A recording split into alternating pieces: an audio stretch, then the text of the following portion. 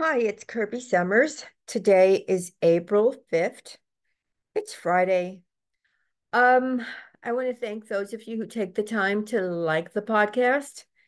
And if you have not subscribed, certainly take a moment to do so. This is pretty much where I fill you in on everything I'm doing regarding my research and the information I've been studying for decades now. That said, today's topic is on my ongoing censorship.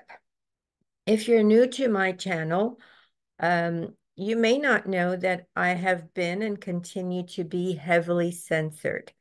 I am a survivor, a former slave to one of the more powerful people that belong to what is an elite cabal of men who basically run the world.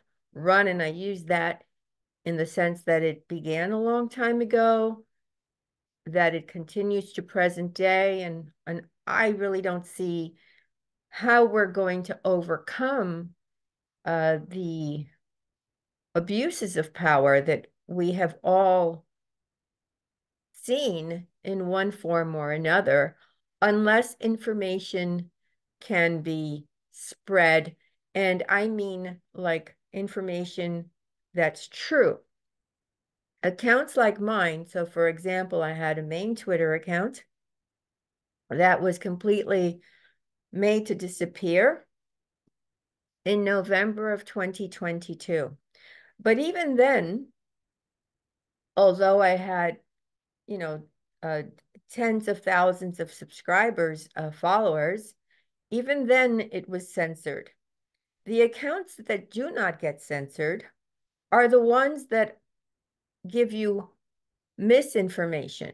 So misinformation means that there's a kernel of truth, but that it's packed into a web of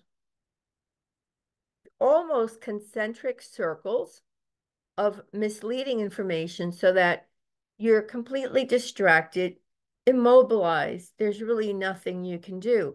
So that those accounts that have, maybe 250,000 followers, 500,000 followers, 1 million followers on social platforms, and they're allowed to continue to have their platform, those people are very likely opponents of sharing the truth with you, except that some people fall for a certain um, uh, so-called individual without knowing that in reality, that individual is just a front for misinformation.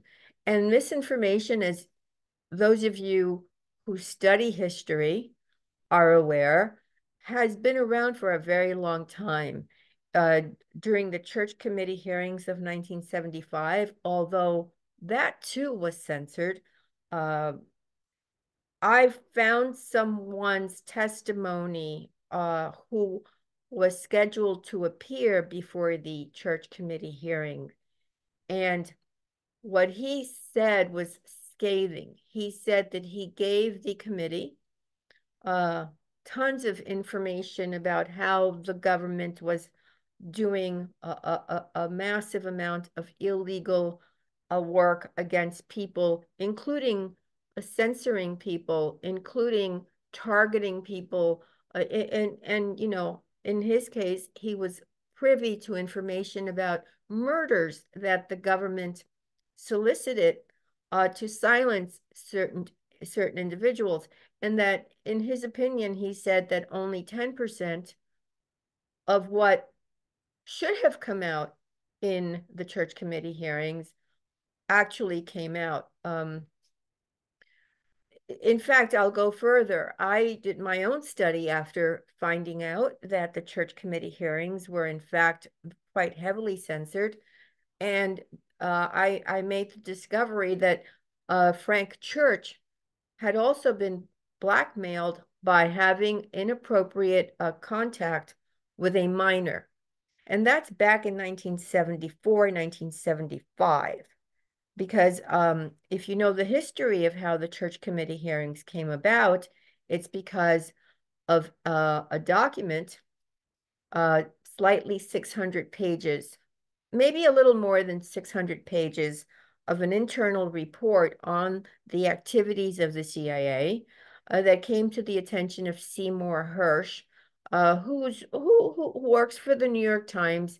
And while he has been allowed to say certain things, again, he doesn't say everything, right? Because the New York Times is a tool for the elite.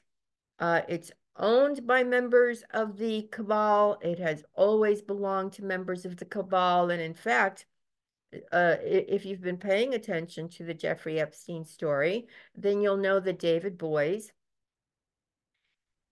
was on the board of directors for the Daily News. And that should tell you a lot about I'm sorry, not the Daily News, the New York Times.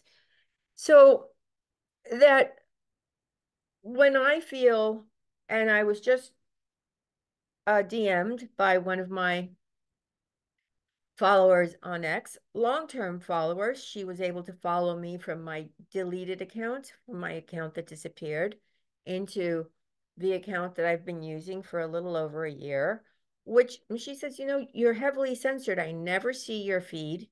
I follow your work and I have to actually come to your page, but I can't even share either photographs or a lot of information on that platform because, again, I'm heavily censored. It used to be that my tweets, and I'm calling it tweets because back in 2019, after Epstein's arrest, is when I began tweeting because I wanted to bring the information that I had been able to obtain. In fact, when Ronan Farrow wrote his article about Harvey Weinstein, I communicated with him too and shared information that I knew. Um, and I have been trying for a very long time to get information out to the public, and I have always been silenced. The best way, if free information is going to be primarily disinformation, and if you're not deeply involved in uncovering these layers of lies to get to the kernel of truth, which is very difficult to find, you're not going to know what's true and what's not true. Okay. So let's say, for example, a writer like Annie Jacobson is a good example of a state-sponsored asset who gives you basic, tiny little kernels of truth wrapped in big lies so that it, and then, I'll give you another example. If you went to a public school like I did, we were really cheated because history, as we're told in school, is not the real history, right? It's history has been rewritten and it's been cleaned up, and our politicians have been shown in a light that they do not deserve. Uh, you know, almost everything that we were taught in school, with the exception of perhaps basic arithmetic, uh, was misleading. So the only place that I have discovered where I can share, and I do so uh, in a very clear forward fashion, is in my newsletters. I began the Epstein Project newsletter in 2019, and I would share it privately. And then I began one that's easier to access on my Substack. It is a paid subscription. I need to make a living. And I'm not wealthy. I wasn't born into a wealthy family. There are some people that are wealthy and they still have their work behind a paywall. I cannot afford to do that. So that while I do offer free articles occasionally on my Substack. There is a paywall. I also put things on my Patreon. That's less expensive. However, the content is different on my two platforms where I feel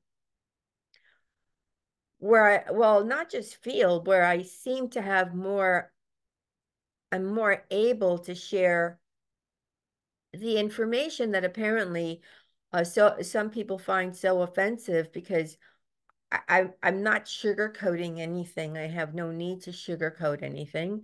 And I just pretty much tell it either from the way I experienced it and saw it, or from the, I have the basic knowledge to know what to look for. And I interview people when I need to find additional relevant facts. There are enough firsthand knowledge people from whom I can get whatever pieces of information I might be missing. And so, I encourage you, if you have been following my work, to subscribe to my newsletter, which is really where I can share all of the details that I cannot share, let's say, on this platform. I can bring you some stories on this platform, but I can't bring you the kind of information you might be looking for on this particular platform, or my platform will be removed. I know a lot of people whose platform has been removed, and the only people who have that problem are people who are telling you the truth, right? Otherwise, why would they lose their platform? People who you should be suspicious of people who do not lose their platform. And I am surprised because most of the people who follow my work on this platform are very smart. And I am surprised to hear every now and then someone say something about someone with a very large following who's had an account that has been like has been left alone, unbothered, uh, that you really believe that those people are telling you the truth. No, that account is still there because they're doing something that benefits the deep state. There's no other label that's better than deep state. That's just, and deep state is really almost a misnomer because it's the overstate. These are the people that are above our elected officials. These are the people who are behind the scenes. Recently I uploaded an article called The Puppet Masters. And when I attempted to find it, I ended up, on a government website letting me know that this particular article was part of the Watergate history, and I could not have it even if I submitted a FOIA request. It would not be available until 2025. Well, I was able to find my way around that with much difficulty, and I spent a good deal of time trying, and I was able to get my hands on that article, and I published it for my subscribers, for my paying subscribers on Substack. And, one person um, basically responded by saying, you know what, uh, this information jives with information he got from, frankly, it turns out to be another person whose information I happen to trust. I trust very few people because most of from my perspective, when I watch podcasts, and I do every now and then, I find that the person who's doing the interviewing seems to know little to nothing about the subject. Case in point, I was contacted, and I'm contacted all the time by people who are making documentaries or people who are writing a book. I was contacted about a year and a half ago by a man who was writing a book about Prince Andrew. And I gave him about 4 to 6 hours of my time. And in hindsight, I wish I hadn't, because he knew nothing about Prince Andrew. Yet he's writing what he will be thought of having written, the most in-depth uh, biography of Prince Andrew. But the man knew nothing about him. And during the course of the many hours I gave to this man, he then cited back to me information that was given to him by people who I know Andrew's PR team is paying to distribute misinformation. And I had to say to him, look, I don't trust this person, and this is why this person is saying something that's not true. And I had to bow out completely. Same thing with some of the people that have come forward and asked me to, quote, participate in the documentaries. They come into a certain subject, they know nothing, and then they'll put into their documentary people who are completely uh, keeping the real story of what really goes on and keeping it only focused on, let's say, for example, Jeffrey Epstein, when he is just a small sliver of a much larger piece that interconnects to many other things. But again, it's like, if I'm censored and I'm just a woman who lives in New York, who has been trying to share the horrors of what really happens in our world, and I'm silenced, what you get for free is a waste of your time. It was a waste of my time to talk to all of the people who contacted me, frankly, for the documentaries they've made, and they've made quite a few. It was a waste of time for me to respond to the man who was writing the definitive biography of Prince Andrew. And, even people who have written extensive articles on other mainstream media platforms contact me for information. And it doesn't matter if I give them real information, which initially I tried to do. That information never made it into the print. It was just completely ignored. Why? Because they're inconvenient truths. And that's what I do. I share inconvenient truths. Okay, I think I'm done with my ranting. Like the podcast. And by the way, I've noticed that there's an increase in trollism on my YouTube account. And people who are here to troll me, and you leave a nasty comment, I pretty much block you from having any access to my YouTube channel. So I'm just giving you a heads up that I have zero tolerance for paid trolls. Um, and, I don't need you to follow my content. So go at it. I'll just block you. No problem. All right, guys, have a nice day. Ah, another day, another day. What can I say? All right, bye.